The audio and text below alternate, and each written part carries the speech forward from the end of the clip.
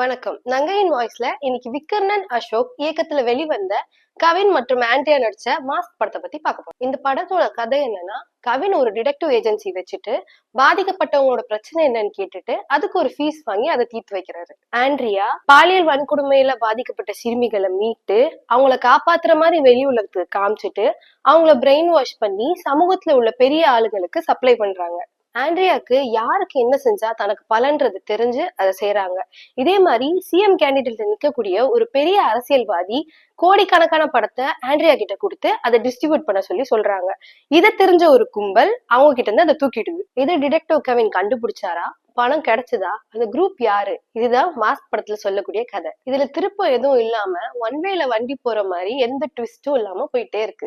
Andrea தனக்கு இன்னொரு முகம் இருக்குன்னு அப்பப்போ சொல்லிட்டு கேமரா முன்னாடி வந்து முகத்தை காட்டுறாங்களே தவிர அந்த இன்னொரு முகம் என்னன்னு காட்டவே இல்லை. அவங்க கேமரா முன்னாடி வர்றதுதான் இன்னொரு முகம் நம்மளே நினைச்சுக்கணும் போல. சிரிக்கிறது நல்ல நடிப்புன்னு கவின் நினைச்சிட்டாரு போல இருக்கு. எப்ப பார்த்தாலும் சிரிச்சுக்கிட்டே இருக்காரு. எல்லா படத்துலயும் இப்படி இருக்கிறது அவருக்கு நல்லது இல்லைன்னு அவர் புரிஞ்சுக்கணும். கவினோட காட்சிகள் பெரும்பாலும் ஒரு ஹீரோயிசம் இல்லாம புத்திசாலித்தனம் இல்லாம போற போக்குல இருக்கு. எந்த ஒரு கேரக்டர் கிராஃப்டுமே கரெக்டா டிசைன் பண்ணல. அர்ச்சனாவோட கேரக்டர் ஆலம்பல் எரிச்சலை தான் கலப்புது. சுப்பிரமணி சிவா ஏதோ செய்யற மாதிரி வந்து பயமுறுத்துறாரு, ஆனா எதுவுமே செய்யல. படத்துல ஒரு கருத்தை சொல்லி அதை நம்ப வைக்க பாக்குறாங்களே தவிர அதை புரிஞ்சுக்கிற நிலைமையில மக்கள் இருக்காங்களான்றத யோசிக்கிறது இல்ல. மால்ல எல்லாரையும் சிறப்பிடிச்சு வச்சுட்டு அதுக்கப்புறம் சிசிடிவி கேமரா ஒர்க் ஆகல, உங்களுக்கு தேவையானதை எடுத்துக்கோங்கன்னு சொன்ன உடனே மக்கள் இஷ்டத்துக்கு எடுக்கிறாங்க. அவ்வளவு நேரம் நியாயம் பேசினவங்களும் அங்க திருடங்களா மாறிடுறாங்க.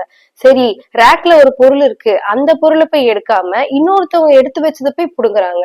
இதெல்லாம் ரசிக்கிற மாதிரியே இல்ல.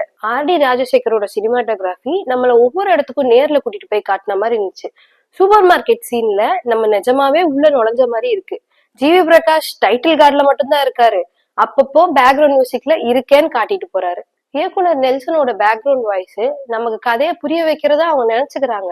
ஆனா ஏற்கனவே நமக்கு கதை புரிஞ்சனால அது சலிப்புதான் கொண்டு வருது. ஏழைகளுக்கு எதிரா இருக்கக்கூடிய அரசியல்வாதிகளை எடுத்து கேட்கணும்ன்ற துணிவு பொதுமக்களுக்கு வரணும்ன்றதுக்காக இந்த இயக்குனர் இந்த படத்தை முயற்சி செஞ்சிருக்காரு.